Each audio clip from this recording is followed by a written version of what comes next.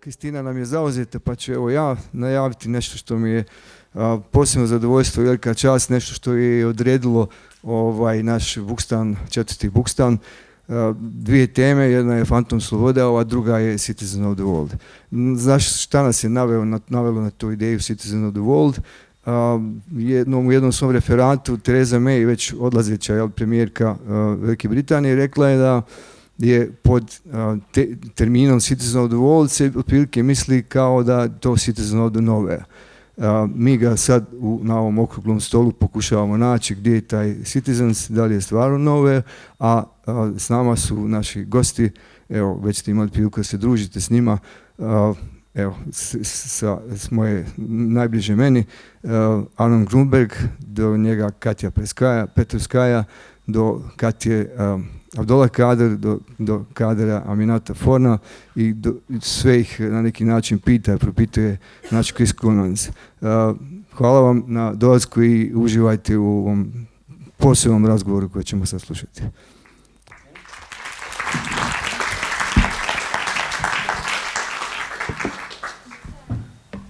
Thank you, Damir. Thank you, Damir. And thank you all for being here on this beautiful afternoon during the relentless program of the Bookstan Festival. So we are citizens of the world. And Katja just said, I'm not prepared. I'm not sure if I'm prepared to be a citizen of the world. Aminatta Forna said, maybe it's not a choice. Let's see if we can speak here as citizens of the world, citizens of nowhere, as Theresa May called it notoriously. In earlier times, they would speak about rootless cosmopolitans. But we all are here in the company of writers who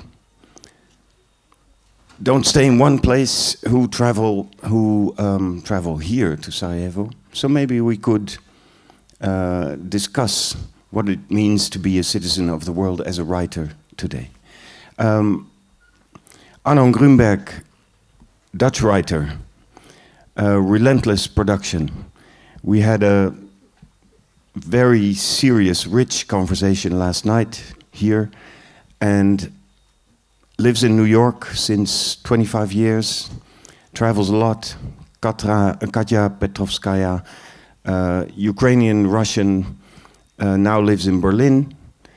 For your incomparable book, Maybe Esther, you traveled across Ukraine, Poland, Germany, Austria in search of traces, whatever traces you could find, of the many family members and relatives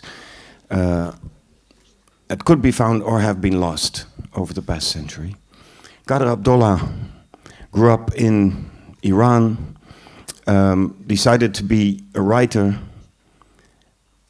spent some time in the resistance against the Shah and the Ayatollahs, had no choice but to escape and ended up in a small, flat country called the Netherlands, where he's now one of our greatest writers.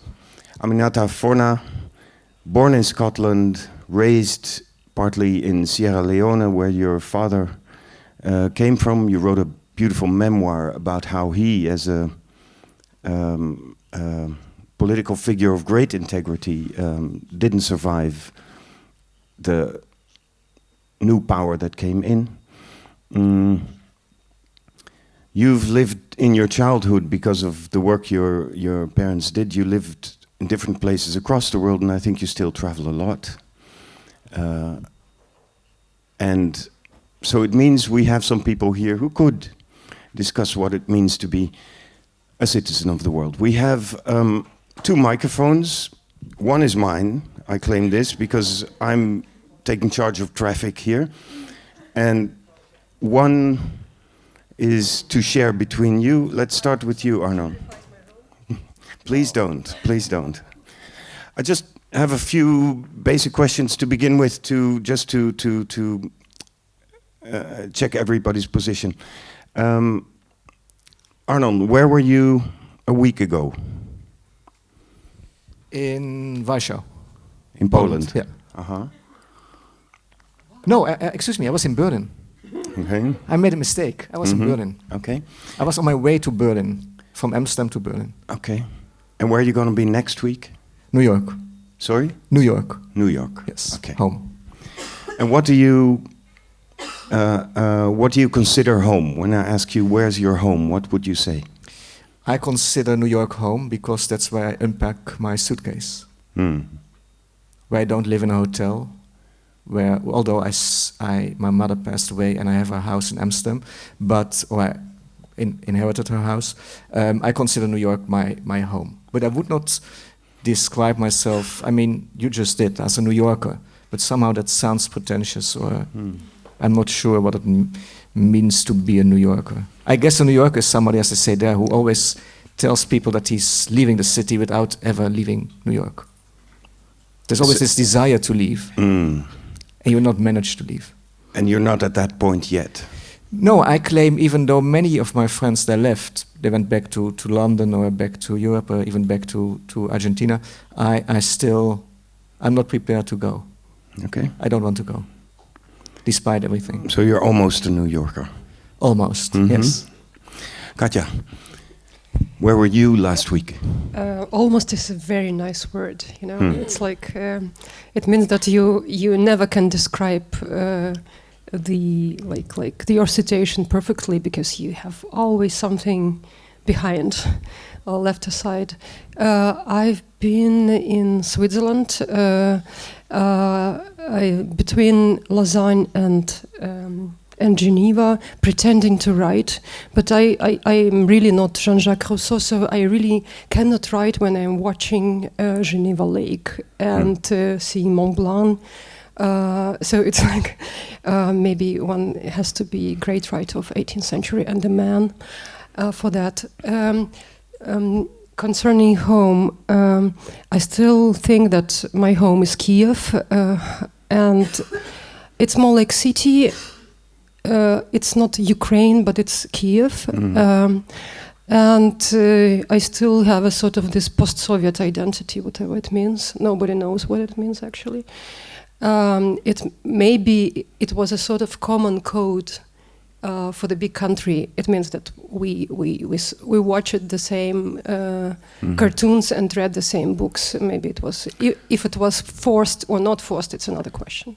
Kiev was a place where you were born and raised, but you've been living in Berlin now for 20 years. Yeah, actually, I moved to Moscow, then I moved to Tartu University, to Estonia, where I spent 5 years. Then I lived between Moscow and Leningrad at that time, and then I moved to Amsterdam, and afterwards I moved to Berlin.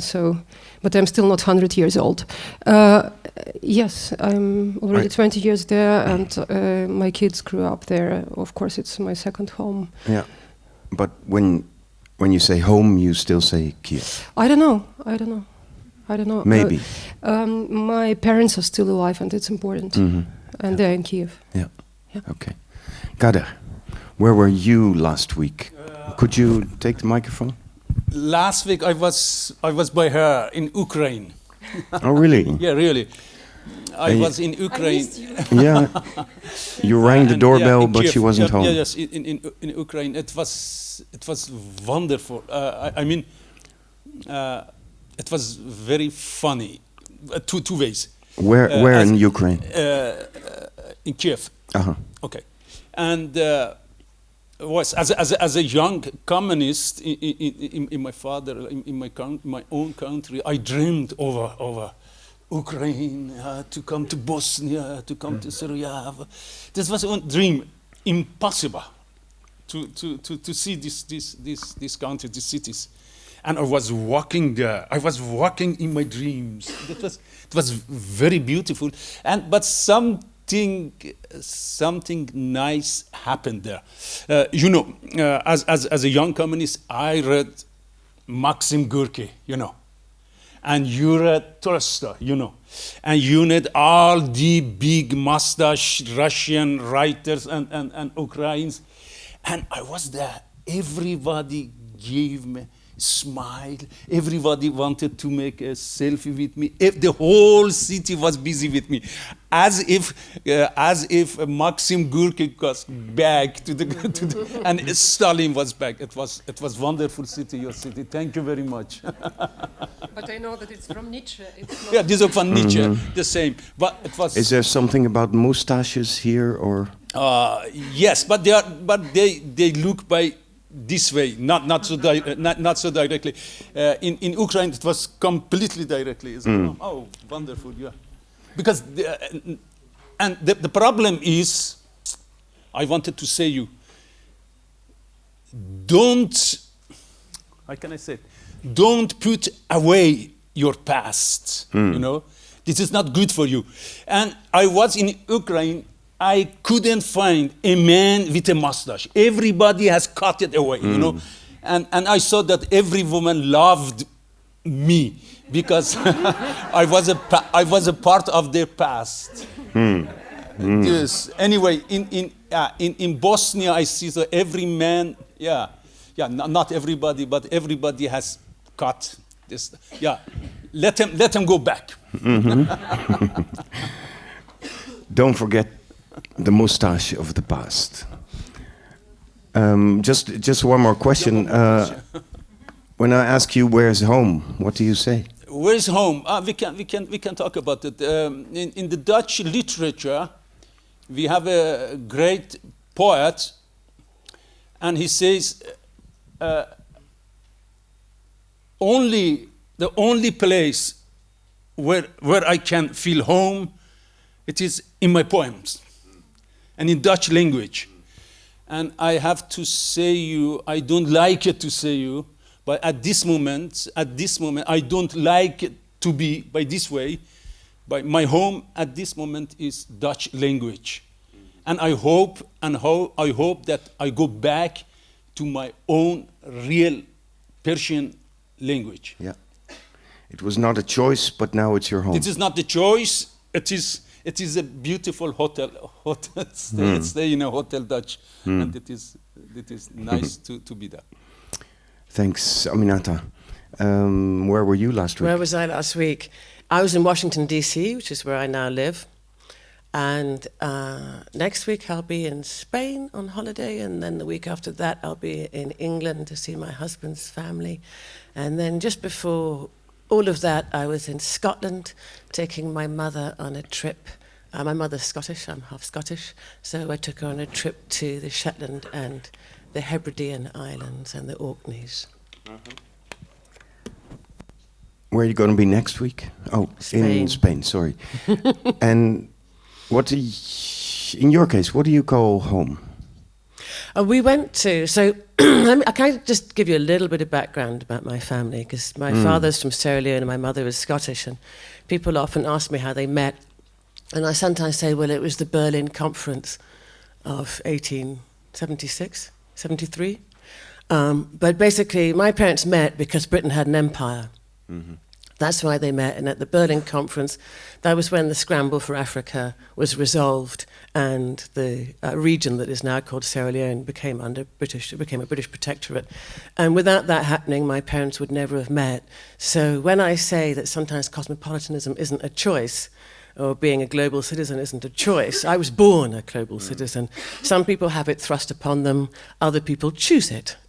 But you know, I was born a global citizen, and my family is entirely global. So when we took my mum to the Shetland Islands, she spends her summers in Scotland, but she actually lives in New Zealand most of the year, which is where her second husband came from.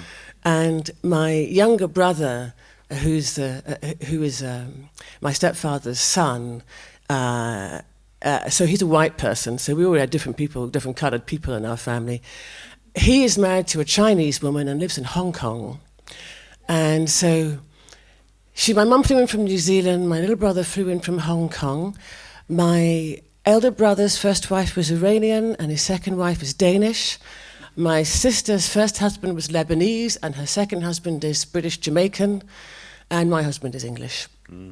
So we have it in our family, it's a fact. And so my little brother flew in from Hong Kong. I persuaded him to come. I flew in from DC. We met at the baggage carousel. And then we took my mother to the Shetland Islands, which is where her family come from. They came from originally from the Shetlands and Orkneys. It's fascinating. It's fascinating when it runs in the family. You're not an exception, or, I mean, Yeah. all your... I'm not the first. Exactly. Where's home? Yes. Okay. I'm curious what you'll say. Where's home? Well, the interesting thing about the Shetland and the Orkney Islands is that everybody left. So the people who now live there are very used to the idea of migration. Right? They don't regard migration as new or modern in any way because most of their families left at some point.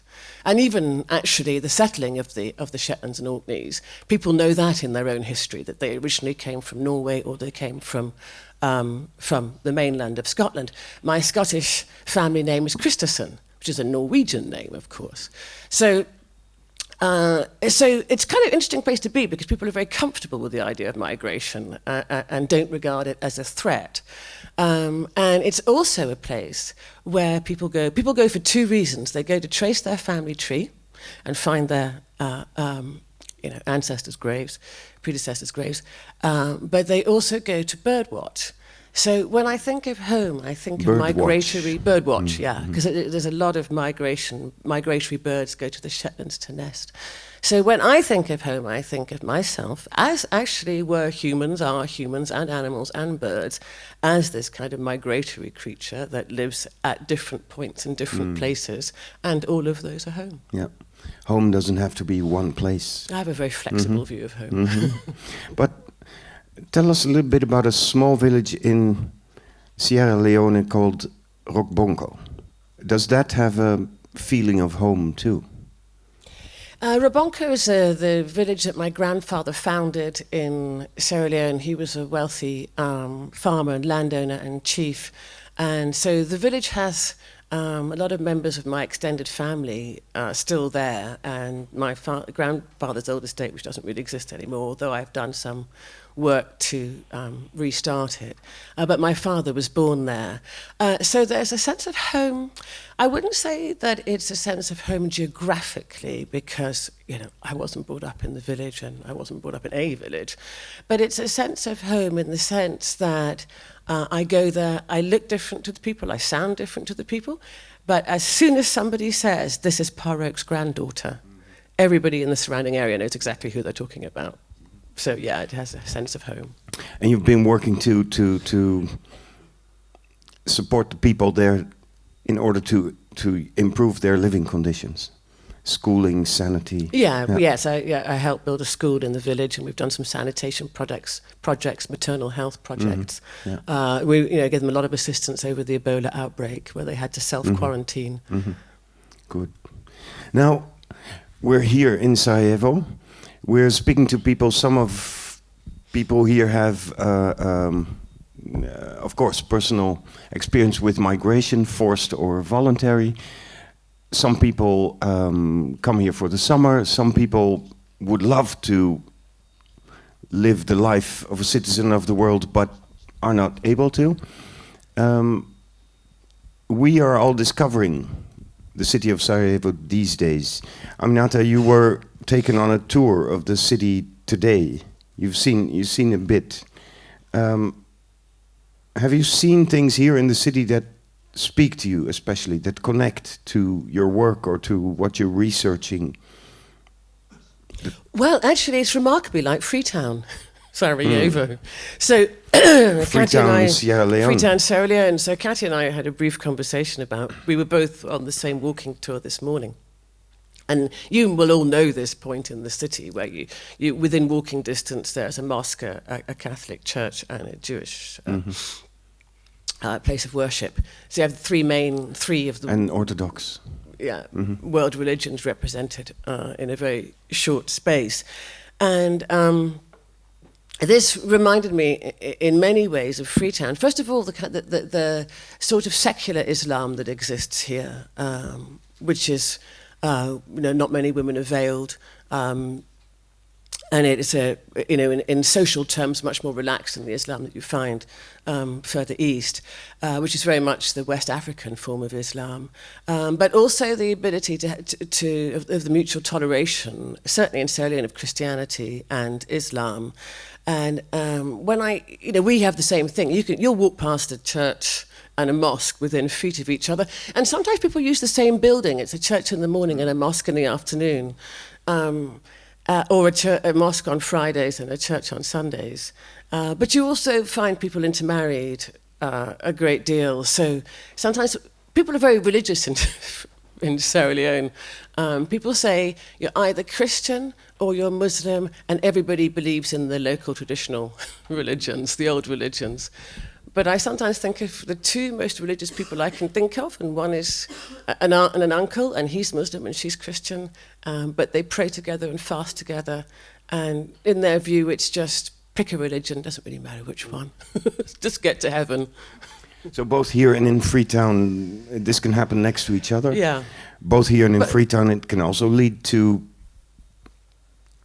chaos, terror, violence. Well, we know that it has here, of course. Sierra Leone was actually mischaracterized as an ethnic conflict or a religious conflict. It wasn't. It had its roots really in strictly political terms. What I mean is economic and political terms. Yeah. But ethnicity and religion were not used as ways to divide people. Were not used. Were not used. Yeah. Good. Katja, I would like to ask you the same question. Here's the microphone. We arrived on Wednesday afternoon at the same moment at the airport here, and I noticed immediately that you were curious about this city. I immediately started to run, but who is not curious about Sarajevo? It's one of the saddest historical puzzle or riddle, how it could have happened. And exactly in this situation that there were religions and different nations who were together many years, many centuries actually, and I don't know that much to talk in details, but it's enough to know about the First World War and about the beginning of 90s. And I was really questioning myself, because just 3 years ago suddenly I saw one film about Siege of Sarajevo in French Arte.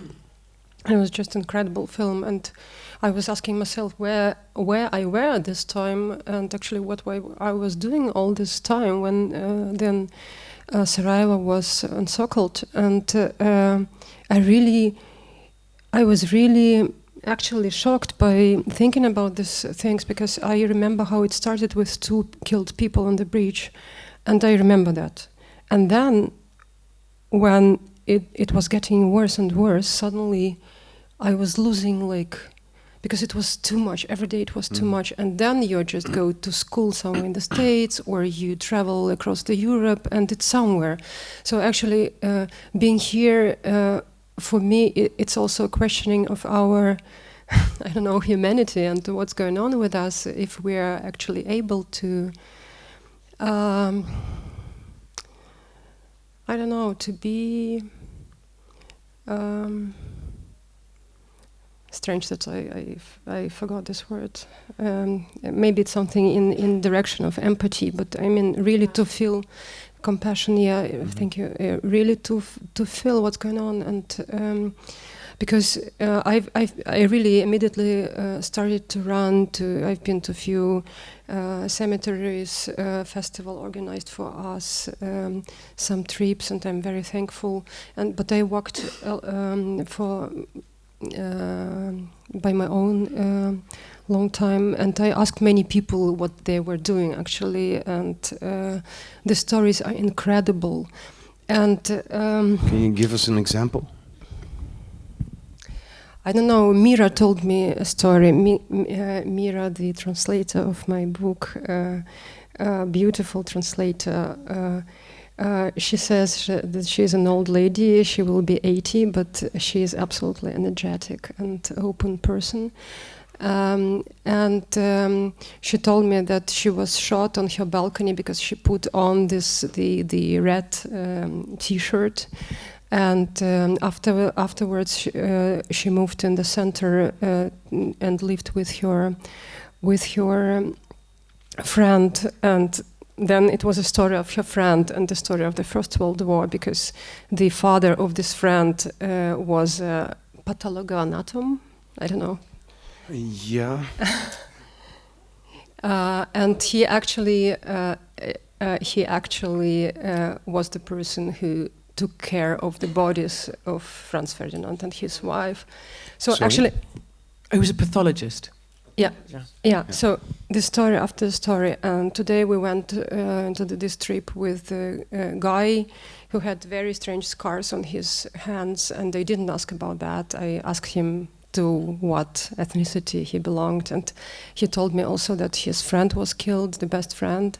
You know, it's like, and he is happy, and it's a sort of modernity. And actually, I don't know what is more normal, to be normal or to be just absorbed by grief and by all these losses, which absolutely absurdically took place here.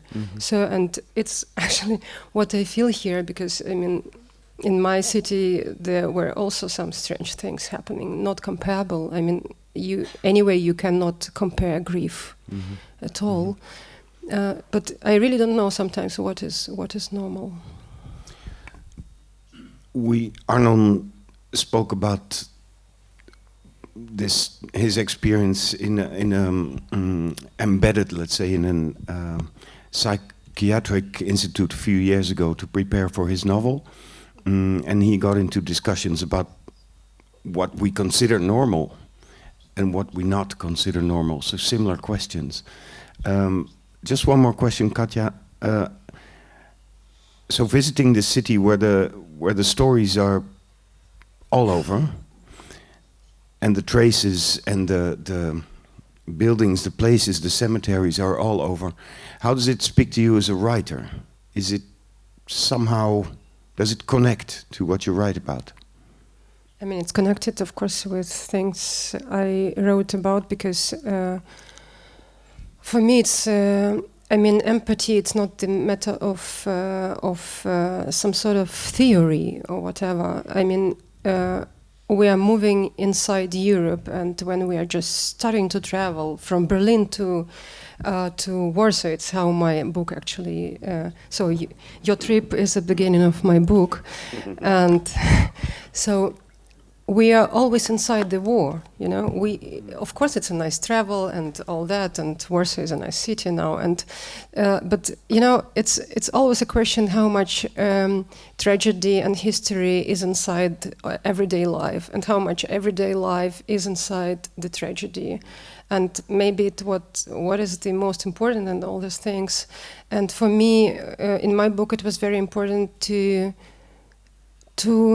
speak with this topography, because it's really not about, you are growing up in the city. So I grew up in the city where the biggest massacre against Jewish population in the Second World War took place in 2 days. It's not about some other people, it's about topography of your city, it's about your world. So you cannot just jump or forget, because it's in the city, you know. So how it speaks, I don't know. I am not writing already for years. Yeah, Arnon. So this is an experience, I'm sure, you know, all of us as visitors in this great festival experience in different ways. And last night here you spoke about trauma in society. The night before, KADER, you spoke in a very uplifting way about how this society can work towards a future beyond that tragedy. Arnon, funny thing about you is you're here and you spend most of your time in your hotel room at Hotel Bosna, because you're writing day and night on a new book, and you love writing in hotel rooms. So I want to switch to this strange existence of being a writing citizen of the world, for you that means hotel rooms. Why do you, I mean, there's so many places in this city where you could easily sit and write in peace, but you prefer hotel rooms. Let me think. Let me get one thing straight. It's not that I didn't leave my hotel room or that I didn't see anything of the city. I did. And yes, but if there's a choice between going to a cafe or a bar and working in your hotel room, I prefer to be alone when I write. And there are not too many distractions in a hotel room. I'm quite used to it. Mm-hmm. In a way, that was what I liked, what you were saying, mm-hmm. that home is also like, there's not one fixed home. You can turn a hotel room into a place, into a feeling, into a sentiment of coming home. So last night when we left the bar, I had the feeling I go home. Even though it's very temporary, it's only for a few days, but it does feel at home. I'd like to add one more thing, because you spoke, and then you want to say something about. I was only going to say this now makes complete sense, because when I spoke to Arnon before we came on about my journey, I said that I had this 9-hour layover in London, but I had found this website called dayroom.com, which you can rent hotel rooms by the day. You see, instead of you're checking at 3, you can check in at 9 or whatever, you can use it for the day. So now I understand why you look so delighted. I was completely delighted. Anywhere in the world, you can find a few hours in a hotel room. But I do have to finish a novel, and I think it's important when I want to finish a novel to work on it every day. But because Katja spoke so much, and rightly so, about the past, I also think that even though, of course, there's everywhere in Europe, everywhere in the world, there's this tragedy is present, and the past is present, and the need to grieve is present. In a way, also, we need to overcome, at least sometimes, the grief, and we need to build a future. So when I asked the person, the man who was my host 5 years ago in Sarajevo, when my first book was published here, if things were getting better, he answered, no, quite the opposite. Things are getting worse, and all the young people are leaving.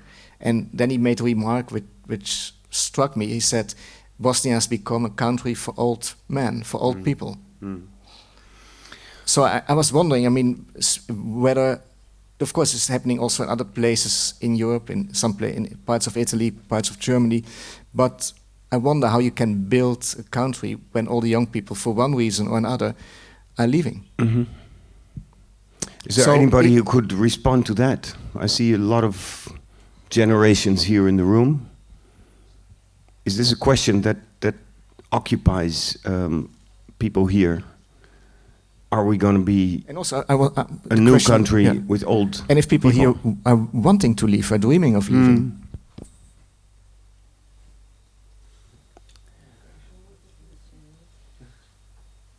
You know what? Stay around the festival. Later in the evening, you'll get all the stories too. I just want to ask you one more thing about this life as a hotel room writer. Is it... Now I feel almost like a prostitute. I see the how do you say, the value of it, because there is as little distraction as possible. You're alone, there's quiet, the place itself doesn't, how do you say, press itself on you. Is there also a risk of your work becoming a bit weightless, let's say? Because it's not rooted? No, I think an author doesn't have to be rooted. He can, and the weight is your persona, is who you are. Doesn't matter whether you work at home or in a beautiful villa near the Lake of Geneva. Well, you were not able to write there, but a villa, a nice house, I hope. Some sort? Okay. It doesn't matter where you are. I think it's not that important. And one of the reasons why I got used to this way of working is because I did for 8 years at a daily column in a Dutch newspaper on the first page. And then, of course, I mean, if you have a daily column, a newspaper is not waiting for you to get home. There's a deadline, and in a way, I like the deadline. I think whether it's given to you by a newspaper, by a magazine, or whether it's given to you by a publisher or by yourself, I think then you need a deadline. Otherwise, there's the risk that you will never finish your work. That it's so tempting to postpone or to say, oh, I can work on it for a couple more months, I can work on it for a couple more years. And I'm not sure even whether it's always getting better the longer you work on it. Sometimes it's getting worse. So, and this forces you, at least me, because I'm traveling a lot, to work whenever there's an ability to work. Yeah. So the deadline prevents you from floating or drifting. Exactly, yes. And also that taught me that it doesn't have to be, and of course it can even be on a plane. You can work, if you really want to work, you can concentrate wherever you are. Yeah. But given if there's a choice, and thank you again for the day room, a hotel room is always better because there are no other people around. I like a bit of privacy when I do my writing. KADER, about this, I imagine your life as a writer mainly at home in the beautiful old Dutch city of Delft. But of course you travel too, and I remember this one thing, you were asked to write the let's say the annual national book gift that we have every year during our National Book Week. Everybody who buys a book gets a small book as a present. You were asked to do this, I think, in 2011. 2011. And I remember that you were asked to do this. It's an honor, so you accepted the honor. But your deadline waited for you while you were on a book tour in the United States.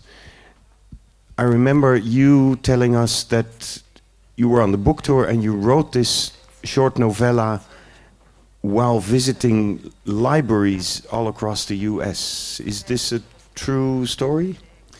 Yeah, this is a true story. But before I answer to your question, you asked everybody about the feeling of Sarajevo, experience of Sarajevo. I told about Sarajevo yesterday, the day before yesterday. But today I was walking everywhere, and I'm coming from Iran, a Shiite religion, and the death is present. The death, your grandfather, grand-grandfather, everybody, your mother, everybody has died, is present. And every Thursday to Friday, thousands of people goes to the cemeteries to visit their death. And we eat there, and we bring cookies, we bring the dates and teas, and girls, boys meet each other, and there are very lovely meeting between the death and present. But when I when I escaped and I came to the Netherlands, wow! If somebody is dead, he's dead. He's gone, and they put him outside of the city, you know. And there isn't any visit anymore. But there are people they visit, but they don't talk about him. He's gone, and gone is gone. And when I came to Sarajevo, and especially today, I saw the graves everywhere, close to the houses, and in the park, and children are playing. And I have been everywhere in the world, but I have never seen so beautiful the presence of the death in the daily lives. And it means it is a grave, it is old, it is ancient, it is an important Bosnian people, ancient, they have an ancient soul, you know, and that is so beautiful. And I wanted to say, that is literature, that is poems, to go, these graves, death, children, home, and then we graves, death, children, home, and they play, and KADER ABDOLAH, wow, it's wonderful. But it's true, I think it's true about this country and this part of the world. But of course, here you see it in multiplied form for a very tragic reason. This is not matter. The death is death. Or because you are old, or because you are sick, or you are killed. But you are present. They are present. Their presence, it is wonderful. This is a human being. It is a human being from 1 million years ago. Yeah. Okay. It is. And I bend my head for this culture, and it is wonderful, beautiful. And but writing in hotels rooms is a great important Dutch writer. Okay. Sorry, I haven't. I didn't have read nothing of you, but I have read his books. He's a wonderful writer. But if I love his book, this is another story. But he's a wonderful writer. But it is something I think he's wrong. He's wrong. If say my home is a hotel room, I can in a hotel room write. You are not able as a writer to be a writer cannot be everywhere. A writer can be only in his books, in his stories. It is not the hotel rooms, but it's his books. He is living in New York about 20 years, 25 years, but he's writing only Dutch. He is in Sarajevo, and he does Dutch. He's in Berlin, he does Dutch. And he does nothing than Dutch, because he writes at the same time for 100 newspapers. I'm jealous on it, but it's not a problem. But he's Dutch. But this, anyway, big friend, big writer, big colleague, you are living in your language, and it is wonderful. And I do the same. When I was in New York, when I was tour in America, from the one city to the another, from this university to another city, I didn't see the people. I was only Dutch. Yeah. So, it's two sides of the same coin. Arnon. Can I briefly answer to this? I mean, thank you for everything, for your compliments and your insults at the same time. That was really beautiful. But I'm not sure. I mean, my parents were both from Germany. They spoke Dutch with an accent, a heavy accent sometimes. They spoke German among each other. So I always felt that the Dutch language was basically forced upon me.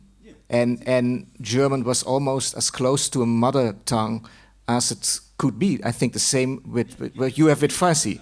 So I don't feel typically Dutch. Actually, when people ask me in New York, where are you from? I prefer to answer, I'm from Europe.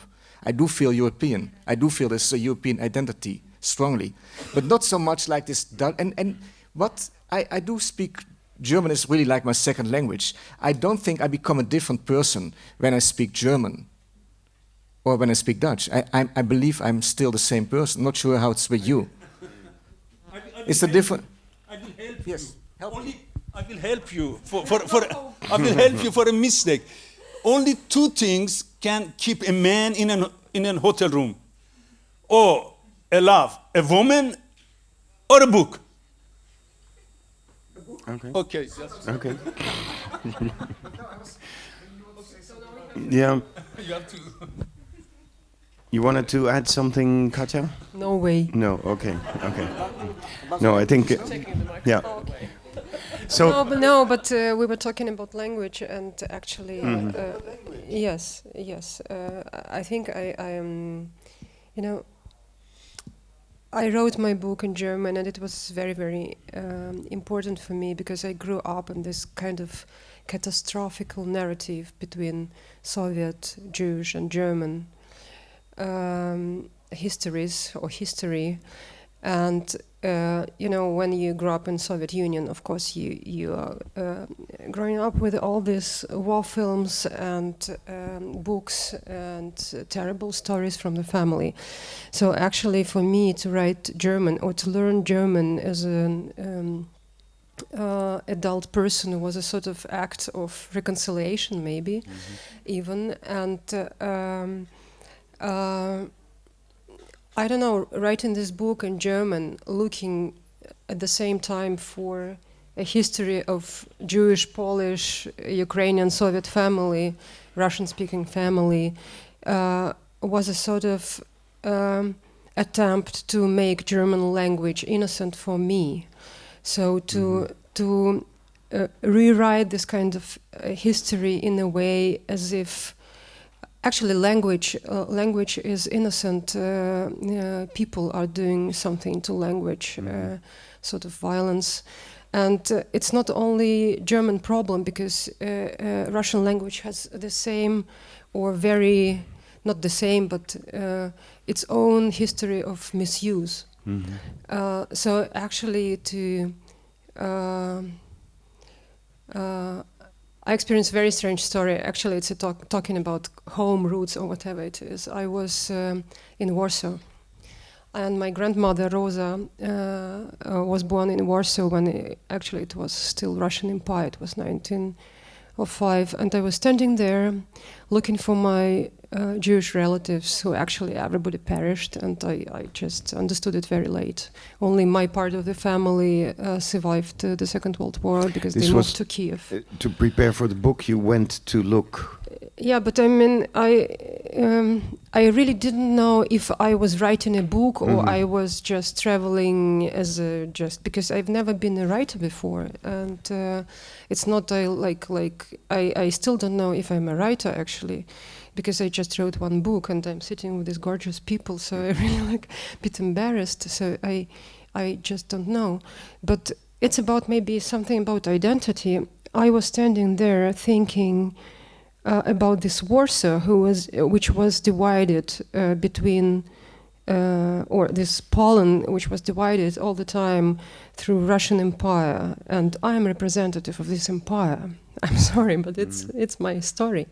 And at the same time, I was writing in German because I really somehow fall in love, and maybe it's a sort of psychiatric story, I don't know, fall in love with German language, and very, very late, like you, because I started to learn language German when I was 29, and just to write a book in German, I mean, it's something sort of really military act. So I was standing in Warsaw thinking... It's a military act. Yes, so... In Warsaw, I was looking for Jewish relatives, thinking in Russian, writing in German. So actually, my two languages were representative of occupation, military powers. And at the same time, I was looking for victims. So actually, maybe it's a sort of nice image of who we are sometimes. It's because you really don't know, because we can represent guilt of British Empire and at the same time something completely else. And actually maybe identity is more about things we love and things we do than looking for Jewish grandmother. What you're saying makes me think about, we've been talking about language as a home. Katja? Yes. No, I mean, you don't have to pass on the microphone. We've been talking about language as a home. I just cannot concentrate because I don't like this word. Okay, yeah. You don't like which word? Concentrate. Oh. But you're also saying, of course, that language is also a structure of power. Did I say it? I'm saying that. Yeah, okay. Because the way you describe it, yeah, and also you describe it in your book, and your book reflects on writing in German, the language of the occupation force, the language in which so many people, including so many people of your family, were killed. So there's also an element of resistance towards the power that language has. Is that what I'm hearing in the way you tell us about your writing? Oh, I don't know. I just told that actually Russian language has the same history of ideological misuse and violence upon the people, and at the same time it's just an incredible culture and you just have it like your heritage. Concerning German, maybe actually I was somehow looking what is the proper form to write about all these losses, because my book is actually not, it's so nice because I have just one book, I can talk about one book and everybody is, you know, you just don't know what you are. So I can concentrate. So actually my book is not really about the family. Family is just gives you a right to enter a certain side of historical events, and so it's more about nice history of 20th century.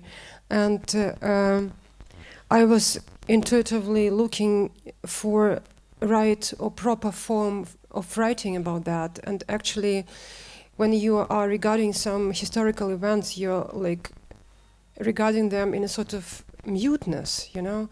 And maybe like this loss of mother tongue was the first step to start to talk about all these losses, because it's much more difficult. So I really needed sort of resistance of material to. It had to be really difficult to talk about, even more difficult. So maybe it's more about that. Mm-hmm. Okay, thank you. So we're moving from you could say the privilege of being a citizen of the world writer to also the struggles and the fights that it brings with it. I was wondering, and Aminata, I'll ask you first, I was wondering if being a citizen of the world as a writer also comes with a certain responsibility. In your view, I was reading your book, Happiness. It's a brilliant panorama of London today, including a few very visible people. Some of the main characters. Attila is a psychiatrist who works with trauma in war zones all across the world. He meets Jean, who is suddenly a kind of Twitter celebrity in London because she criticizes the mayor for the way that he wants to deal with the foxes that suddenly enter the city.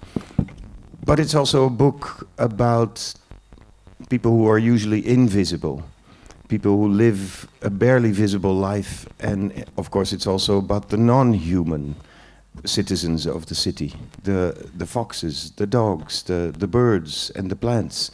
So it's a hugely enjoyable book about the great city of London and everybody and everything that lives there together.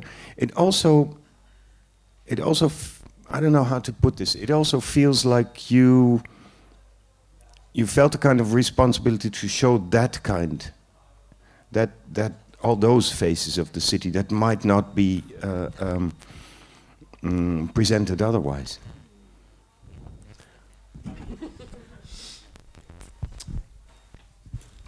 I think writers should probably not start books with a sense of responsibility, because it probably may interrupt the aesthetic flow. But several times, actually, interviewers have said to me, you write about the people that are invisible or that nobody else sees. And I always think, well, I see them. I see them. So clearly they're not invisible. I think it's a question of the gaze. So I think that a writer like me, who comes from different worlds, simply has a different gaze. And London is where I spend most of my time. I went there for university and stayed there, and I became a Londoner. And I think that some cities are cosmopolitan. So when I say Arnon's a New Yorker, it's because some cities are naturally cosmopolitan and will allow you to claim that identity, because simply residence in that city gives you that. And London is one of them. You spend any amount of time in London, you can just become a Londoner. It doesn't matter if you don't even speak English properly.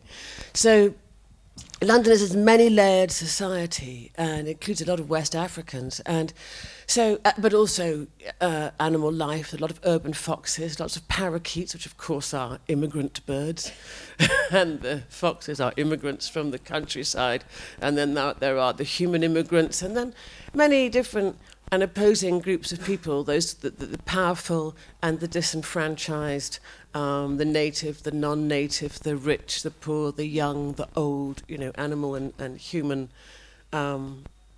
two-legged and four-legged.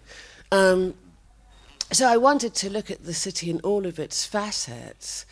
So to me, you know, these people were not remotely invisible. I'll say something which I think might draw in some of the conversations we've had about language. You know, kids who grow up bilingual are shown to have a different kind of brain development. And one of the things that has been demonstrated is that kids who grow up bilingual have a greater capacity for empathy, because they are constantly translating, not just language, but culture and tone and texture and mood, right? And so children who grow up, the same can be said of children who grow up with more than one culture. They spend their time doing that translation. So when I say that, you know, Sarajevo and Freetown are alike, to a great many people in the world, well, how can you say that? You know, one's in West Africa and the people are black, and one's in Europe and people are white. Well, actually, you know, I'm looking at something else. I'm looking at a sensibility, is what I'm feeling. It has a sensibility which is similar. So I think that naturally, when I go to a place, that is how I look and feel about and respond to a place. It may be, my husband has a great love of architecture. He goes to cities, he sees buildings. I don't see buildings, but I see birds and foxes and doormen and dustmen. But also, if you are a citizen of the world, or a global soul, as Pico Iyer calls us, you find different identities and connections in different places. So when I started Happiness, and I won't go into normal, but it also started with the idea of what is normal and whose happiness, what do you call happiness, whose happiness is, whose state of being is normal. But one of the reasons was that I, like all of you, go on tour a great deal, and I know that at least two of you will probably have done the big American tour, which is a hellish tour. It's a city a day for 2 weeks, if not longer, and you are exhausted. You're, you know, I mean, you're sort of constantly on the point of either tears or a breakdown or a rage, because you get up at 4 o'clock in the morning. You take the first flight out, you arrive somewhere, you do interviews, you do a speaking event at about 6, you go to your hotel, you get room service, and then you get up again at 4 o'clock the next morning. So what has happened to me many times on my American tours is that I have come across communities of West Africans in those places. And my name is so typically West African. It could be Malian, which actually was where my family came from originally. Sierra Leonean, could be Guinean, could be Senegalese, could be Cameroonian, right? So the minute someone from West Africa hears my name, they go, okay, here's a West African. And immediately, little courtesies are extended to me, right? The chef keeps the kitchen open for an extra 15 minutes so I can order room service, right? They'll always get me a taxi first. I go to the top of the queue. The doorman will put me to the top of the queue. Or let's say I have to get a very early flight. Somebody's cousin or son is a taxi driver. He'll be the one detailed to come and take me to the airport at 4. So one finds these communities everywhere. And of course they exist in London too. So it was really writing about those communities in which one can find a place anywhere in the world. Can I just finish with this story, because I'm charmed by this. I live in DC now, I told you that. One night, I was out with a friend of mine. We were drinking. It was 1 o'clock in the morning. So he called me a taxi to take me home. I got in the taxi and I gave the man my address. And he said, I know where you live. He said, I have driven you before. You are Aminatta from Sierra Leone with the Scottish mother. He said, I am Ibrahim from Senegal. Does your husband know you're out with that man? No, but this, and these stories abound in the book as well. And you were totally right. We shouldn't talk about the responsibility you feel as a writer, because if you start writing a book out of a sense of responsibility, chances are the book itself won't improve. But in your book you describe many people like this taxi driver who, and that's one of the things that really struck me, who are taking their responsibility, who are taking care of their city, or at least their part of the city. They connect, they communicate, they find each other. They're not afraid of each other. They form the tissue, a tissue that is, that's what I meant to, that is often underrepresented when we talk about cities like London. Can you tell us a little bit about that sense of responsibility for the city, for the people in the city, for the animals and plants in the city, taking care?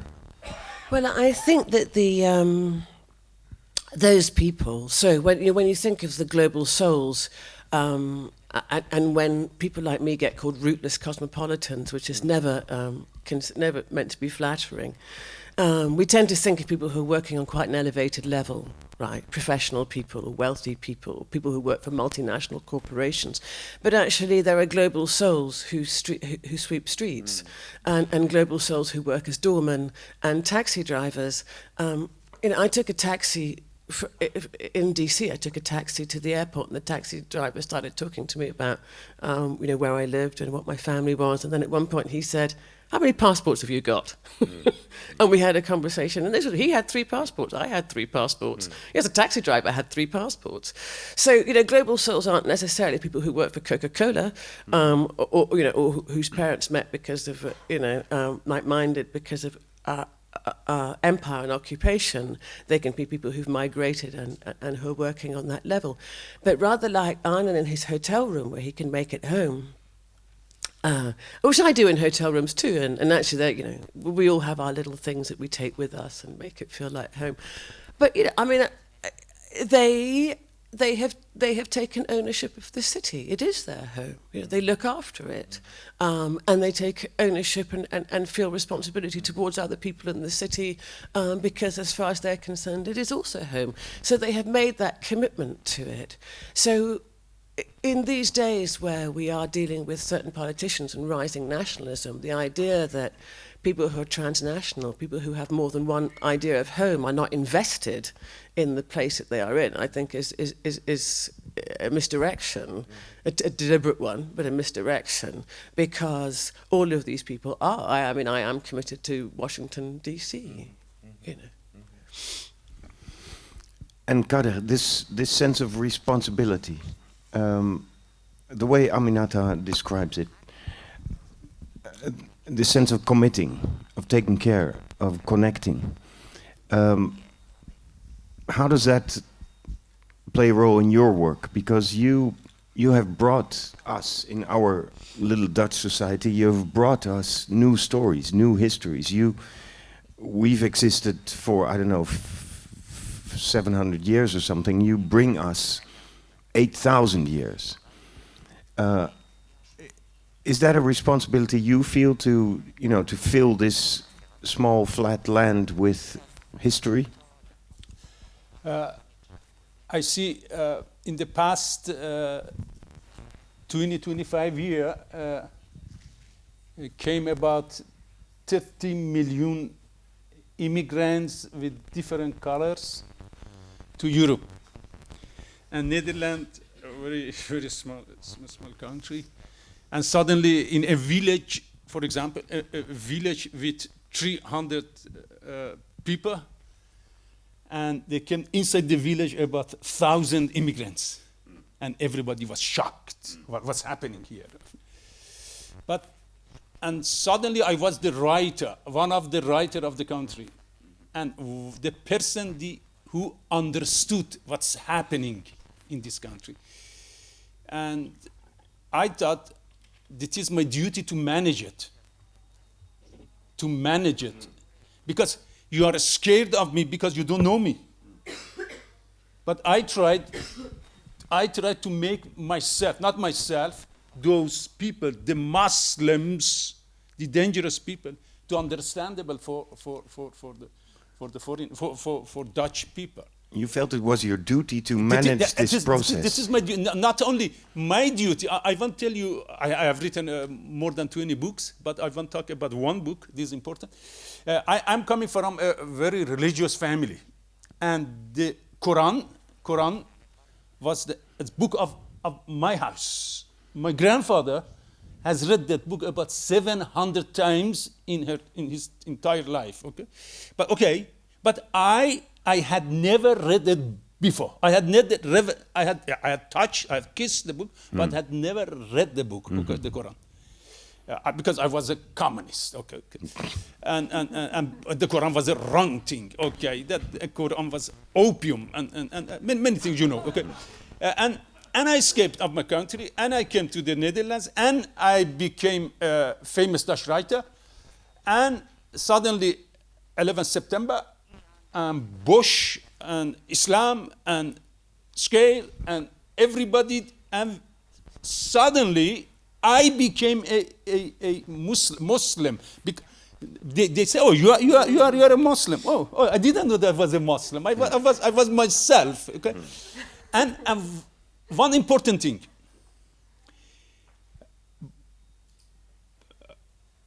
By every lecture that I had, there was 200, 300, 500 people. They trust me. KADER ABDOLAH. I was very famous. And every time after 11 September, every time people ask me, "Have you read your book?" Which book? Have you read your book? And they meant the Quran. And I was angry about them. It is not my book. It was my father's book. It's not my book. But after that, I understood them. They told me, "KADER ABDOLAH, please read the Quran and make it understandable for us." And me, a communist, for the first in my life, I started reading the Quran. The Quran of my father, the Quran of my grandfather. And I say, wow, what a wonderful, magic book. As a writer, because I read as a writer. There are only 3 or 4, I told the day before yesterday, the Torah is the most beautiful books ever. And the Bible, beautiful than the Torah. But the Quran is the most beautiful book ever written, not written, told in the history of the human being. Because Muhammad has cut all of the important things of the Torah and the Bible and has put in his own book. And they have made a beautiful one. And I translated that book. KADER ABDOLAH translated the Quran for Dutch people. Only because I felt it is my duty. It is my duty to give it to Dutch people because they have an immigrant family as neighbor.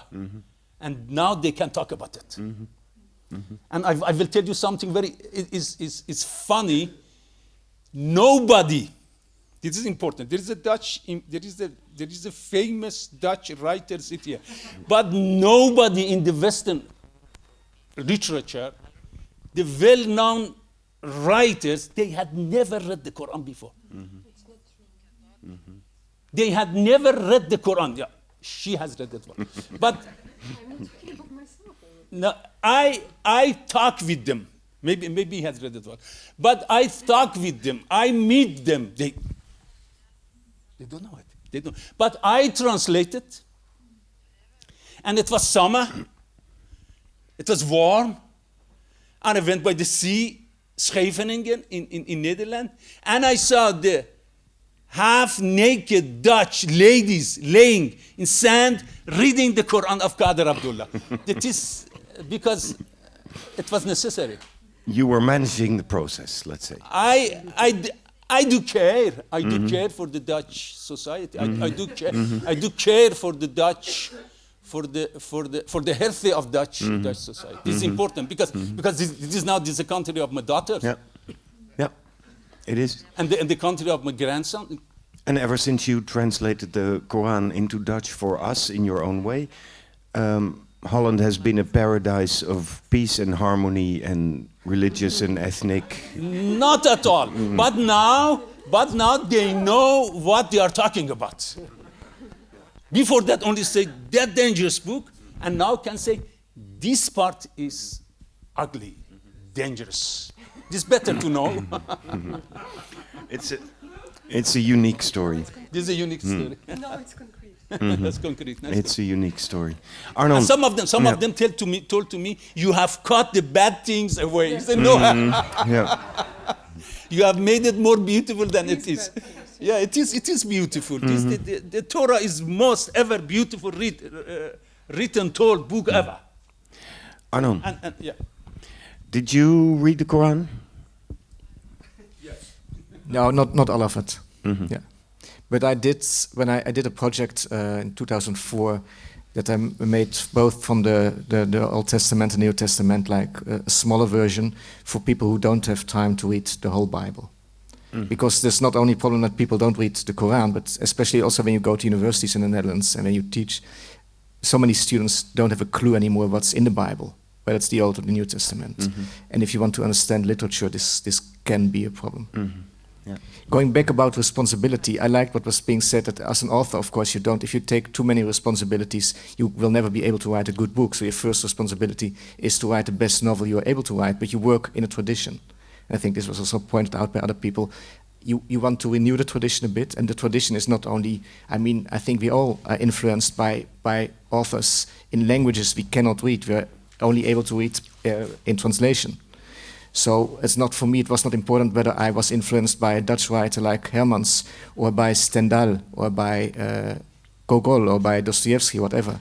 I think so there is something universal, I would say, at least it's a universal claim in literature. That you don't write only for your people, whatever that might be. I hate the words your people, my people. You write for everybody who's able to read. And you write in heritage, you say? Yes, there is a tradition of the novel. The novel started somewhere. Kundera wrote a beautiful essay, Milan Kundera, about the tradition of the novel, where it started. And we can discuss whether this is how European the novel is or not. This is like how Eurocentric it is, and how many other cultures we should include or not, or what.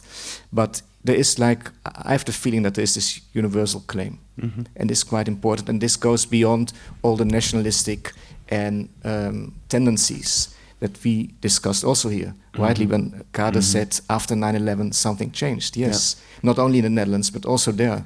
A lot, and now we have with two right-wing parties in the polls. I think they're close to 30%. That's much bigger than the AfD in Germany, who's around 12%. So there's something. Translating the Quran was important, but it didn't help a lot. Not yet. When we are looking at that, it's not you. I'm not blaming you. No. Please. But I'm just saying that maybe. Yeah. Now I think there's something that Dutch beaches have never been the same. This myth that the Dutch people were so tolerant and are so tolerant, and also the whole collaboration during World War II was only brought up in the 70s, 80s, and is still something. And the Ukraine the same. Yes. Actually, I think Dutch people made me German.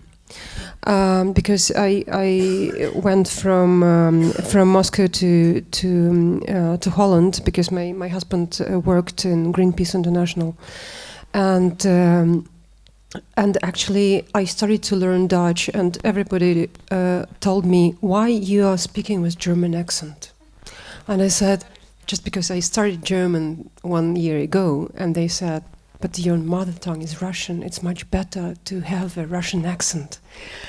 And I was like, yeah, but it happens that you speak with the accent of the last language, so to say, or not learned language or whatever. So, and they told me, and they were really intellectual people. I mean, they were. So I thought they are tolerant, And they told me, but everybody would think that you're German. And I said, so what?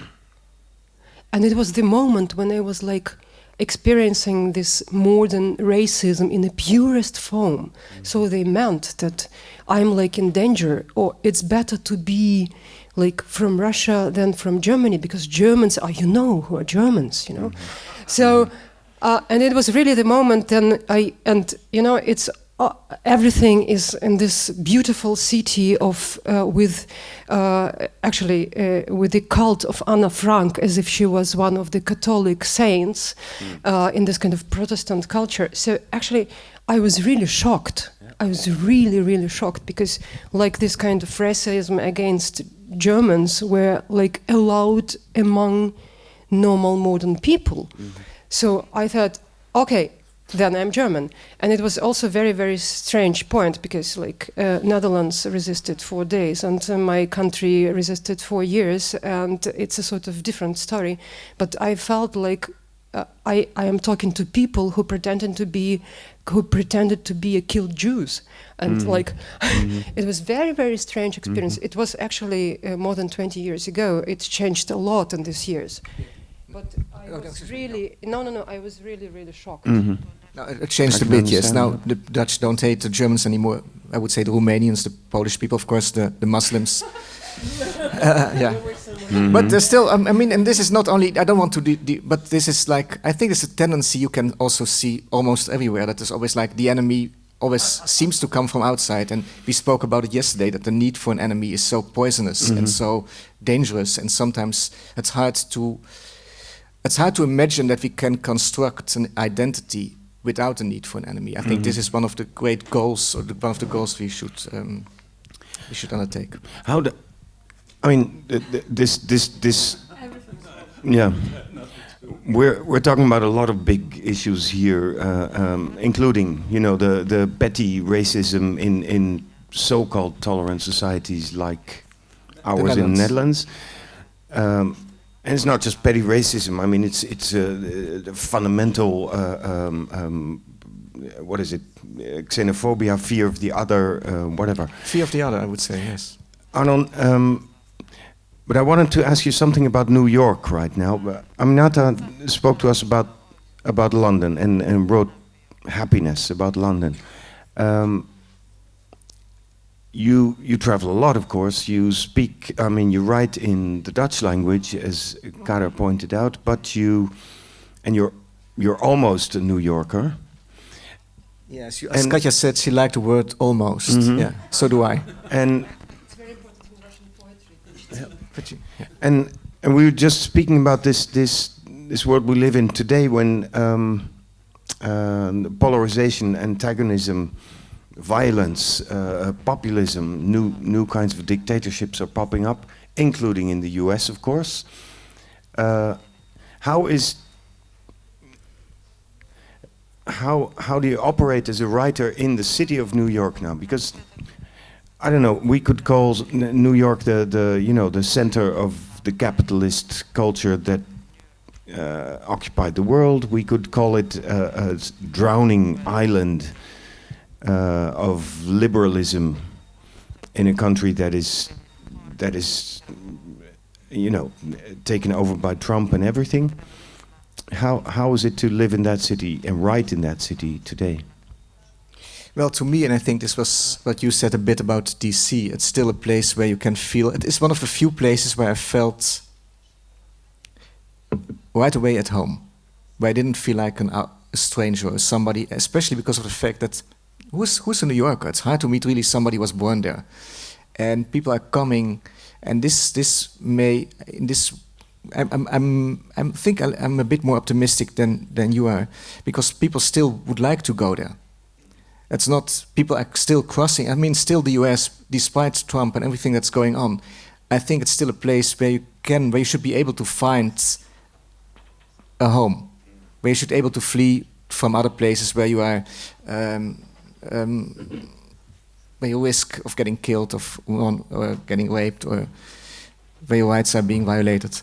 So, and this sense of this, when I moved to New York, and I moved there because I was in love with somebody who was living in New York at that time, I felt this was a city of endless possibilities. And this feeling never left me. And this was one of the reasons why I didn't go back to Amsterdam. I didn't want to go back. And also it's one of the few places where I felt that you can, whatever it means to be Jewish, but where it's just not a topic. I have also an anecdote about a cab driver, which I like to share. I'm not religious anymore. I grew up quite traditional. So even on the most important day in Judaism, on the Day of Atonement, Yom Kippur, I just go out. And so on one of the nights of Kol Nidre, the night before this Day of Atonement, I was with a couple of friends in an Italian restaurant, and I took a cab home. It was already late. It was a Pakistani taxi driver, and we started a discussion about religion. And I said, so, you're from the Netherlands, what's your religion? Are you Catholic, Protestant? I said, no, I'm Jewish. And he looked at me and said, you are Jewish, but do you know that's today Yom Kippur? You didn't go to synagogue? So I thought this is like the essence of what I like about New York. That a Pakistani taxi driver tells me that I should go to synagogue on Yom Kippur. This is why, and I would, not even, I mean, we should not discuss the Middle East, but this is one of the few places where I felt that it's just not an issue. Where you can, and of course, I mean, some New Yorkers will disagree with me and will point out anti-Semitism that's on the rise there as well, whatever. Yes, I know, but still, it's much better than it's in Europe. In any case, it's nice to hear these stories about taxi drivers who don't just drive you home, but also take care that you behave. It's very insightful to talk to drivers, to taxi drivers. You learn a lot. Yes, for sure. Yeah. Okay. This is a very wide-ranging conversation, of course. Who would like to comment or ask something about everything that's been said here? Nice. No, you wouldn't. Except for you, nobody else.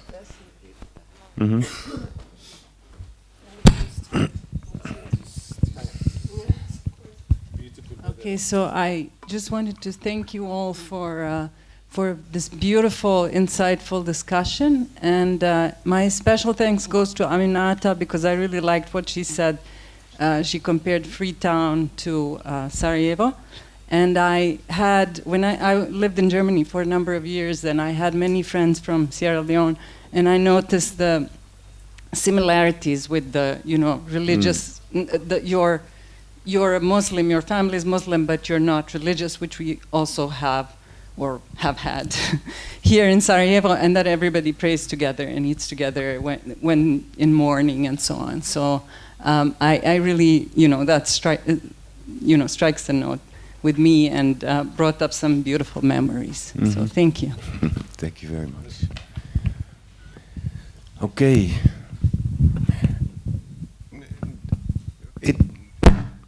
I think that's it, yeah? Nobody else for now? Okay. So, to me, it is too wonderful to listen to all of you, but it's so wide-ranging. We've been talking about taxi drivers, we've been talking about the city of Sarajevo, we've been talking about hotel rooms, we've been talking about the Quran as translated by KADER ABDOLAH. Learn Dutch. Yeah. We've been, and don't use a German accent if you learn Dutch.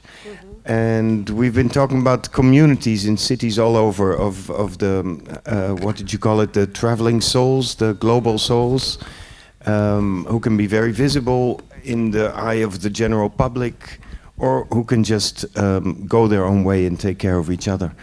I think that's why it is beautiful to be a citizen of the world as a writer.